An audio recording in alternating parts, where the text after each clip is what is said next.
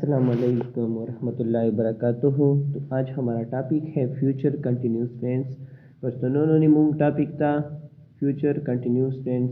जो future continuous tense तवाई और दे स मतलब दे चरता इस्तेमालेजी और दे से एग्जांपल दी और दे नेगेटिव सेंटेंस सिंगा जोड़ेगी और इंट्रोगेटिव सिंगा जोड़ेगी नो अर्स इंशाल्लाह मूंग ता सदकी वीडियो के वायु नोराजी स्टार्ट को आइए कि स्टार्ट करते हैं कि प्रेजेंट कंटिन्यूस टेंस किसे कहते हैं। तो सबसे पहले इसकी डिफिनीशन है the future continuous tense is a verb tense that shows an action happening over a period of time in the future.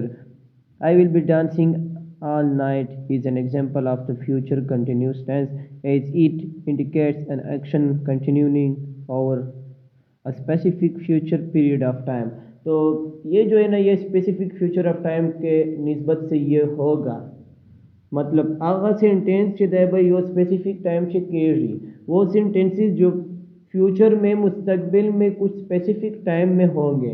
जैसे हम कहते हैं ना कि वो स्कूल जा रहा होगा मतलब वो कल जो है ना वो सुबह उठेगा तो नाश्ता करेगा उसके बाद वो स्कूल जा रहा होगा मतलब रास्ते में होगा वो स्कूल जा रहा होगा। तो ये एक इंस्टेंट ऑफ टाइम होगा ना मतलब मुझवायु दाब सबा स्कूल तरवानी सबोई खूब चीक सी कना मुंज और 10 की एक न बाद मुंज की और 10 की एक न बाद मतलब दा चीक सी कना नो यो स्पेसिफिक ड्यूरेशन ऑफ टाइम ही जो मतलब दा स्कूल तरवानी नो अगर यो टाइम सदा मतलब दा स्कूल तरवानी द स्पेसिफिक टाइम हो ओस फेल हाल मतलब दा हाल वल की सनदा न फेल माजी वल की सलेशन ओस बदाय जी ला परून तला हो दा शायद सबब पदक्तिम जी यो स्पेसिफिक टाइम दा फ्यूचर का तो इसको क्या कहते हैं तो इसको कहते हैं फ्यूचर कंटिन्यूस टेंस। मतलब कोई भी स्पेसिफिक टाइम हो और कल या परसों या मतलब वो आने वाला टाइम हो फ्यूचर में स्पेसिफिक टाइम और कोई काम उसमें हो रहा हो तो इसको क्या कहते हैं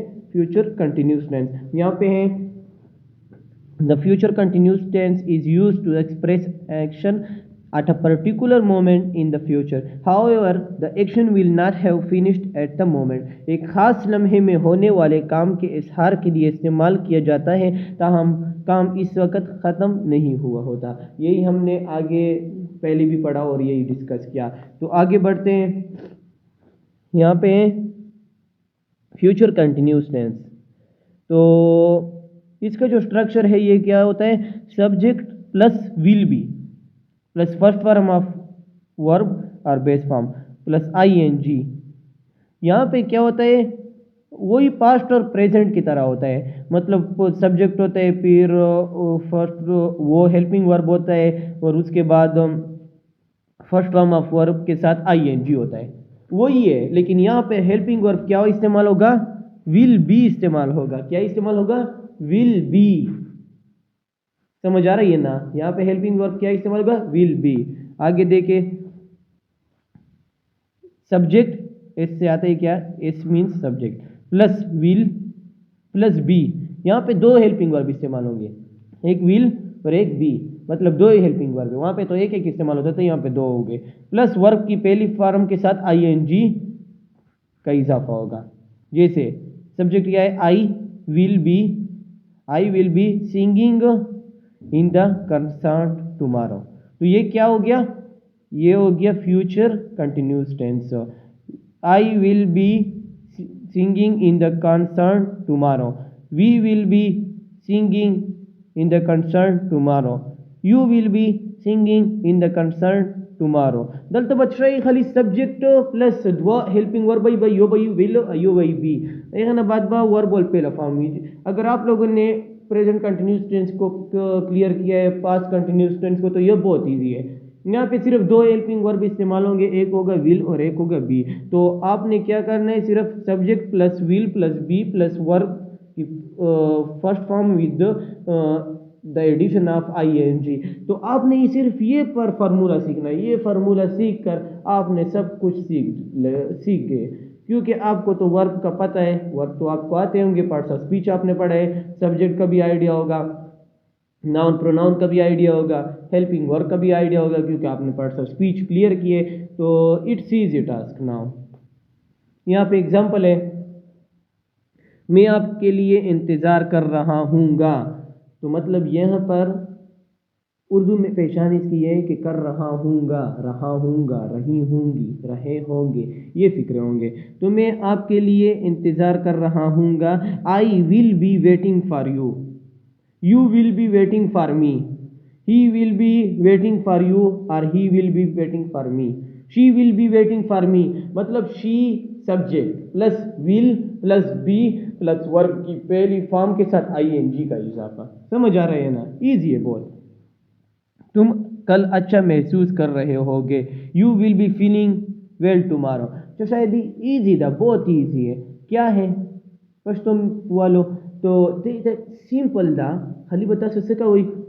मतलब subject plus will plus be plus verb फिर पहला फॉर्म बताओ कई तो ये ना बाद बा आई एन जी इजाफा हो गई। डेर सिंपल दा लका मुंगू वही सब्जेक्ट मिसाल के तौर पर दा आई सही शो करना एक ना बाद विल बी दा बाई इजाफा हो गई। आई विल बी एक ना बाद first form of verb write सही था। I will be write plus I N G इजाफा हो गई। I will be writing a letter, मैं एक खत लिख रहा हूँगा। सो सात बस हो गई I will be writing a letter. मैं क्रिकेट खेल रहा हूँगा नो तासो तुम्हें विल विच स्टूल ने पहले बाब सब्जेक्ट लगा हुई मेरे पर असर रजी आई रजी और हेल्पिंग और बता सो दुआई सफा हुई आई विल बी मैं क्रिकेट खेल रहा हूँगा नो आई विल बी खेल न चचवाई प्ले वाई no I will be play तासो तुम्हें will which I N G सफा हुई no I will be playing cricket तसवाई इंग्लिश की क्रिकेट वाई no I will be playing cricket.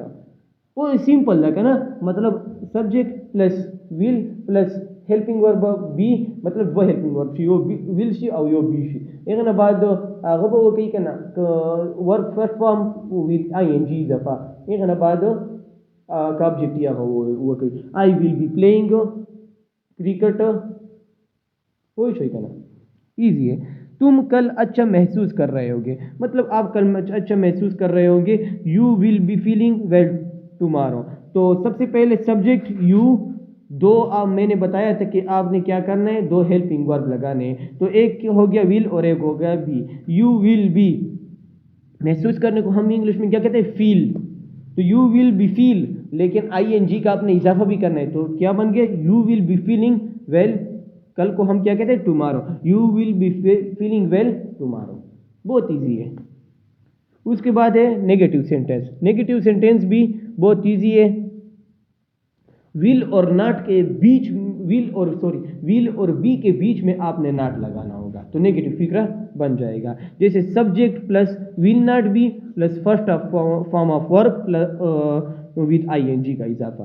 ठीक है, ये देखो इस subject plus will plus not plus be plus verb की first form with I N G. तो ये क्या हो गया, इसका फार्मूला। ये फार्मूला आपने नोट करना है। फार्मूला सीख गए तो आपको टेंस आ गया।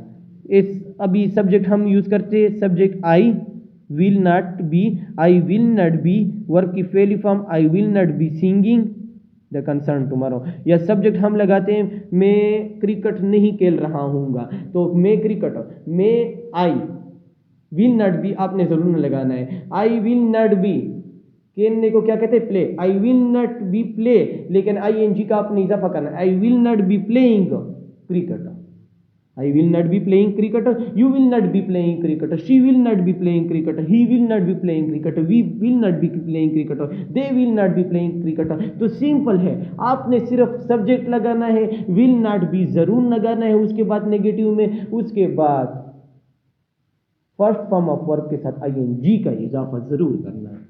So I will not be playing, you will not be playing, he will not be playing, she will not be playing, I will not be writing, you will not be writing, they will not be writing, we will not be writing। तो बहुत ही easy है। यहाँ पे example है, मैं आपके लिए इंतजार नहीं कर रहा हूँगा, तो आई will not B waiting for you. तुम कल अच्छा महसूस नहीं कर रहे होगे, you will not be feeling well tomorrow. इसके बाद है इंट्रागेटिव सेंटेंस। इंट्रागेटिव सेंटेंस में सिंपल आपने क्या करना है, सब्जेक्ट से पहले आपने विल को आगे करना है। दो हेल्पिंग वर्ब है यहाँ पे, विल है और बी, आपने सिर्फ विल को आगे करना है। Will plus subject plus be plus first form of verb. यहाँ पे इसको फिर से देखिए स्ट्रक्चर को, will plus subject plus be plus verb first form with I N जी।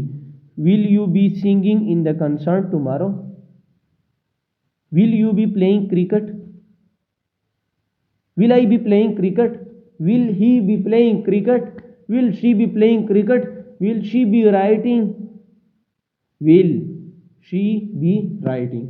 मतलब सबसे पहले आपने विल लगाना है, फिर सब्जेक्ट लगाना है, फिर उसके बाद बी लगाना होगा, प्लीज, फिर उसके बाद आपने वर्ब के साथ, वर्ब की फर्स्ट फॉर्म के साथ आईएनजी का इजाफा करना होगा। तो ये जो बेसिक आपने स्ट्रक्चर को सीखना होगा। स्ट्रक्चर सीख गए, फिक्र आप खुद ब खुद बना पाओगे। और आखिर में आपने यहाँ पर सवालिया निशान का इजाफा भी करना होगा, क्वेश्चन मार्क का इजाफा करना होगा। यहाँ पे कुछ एग्जाम्पल है, मैं आपके लिए इंतज़ार नहीं कर रहा हूँगा, क्वेश्चन मार्क का इजाफा भी है। विल,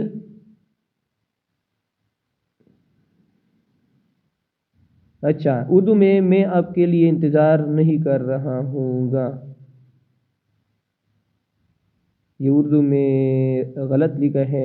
उर्दू में लिखना चाहिए था क्या मैं आपका इंतज़ार कर रहा हूँगा। इंसान है, गलती होती है ना।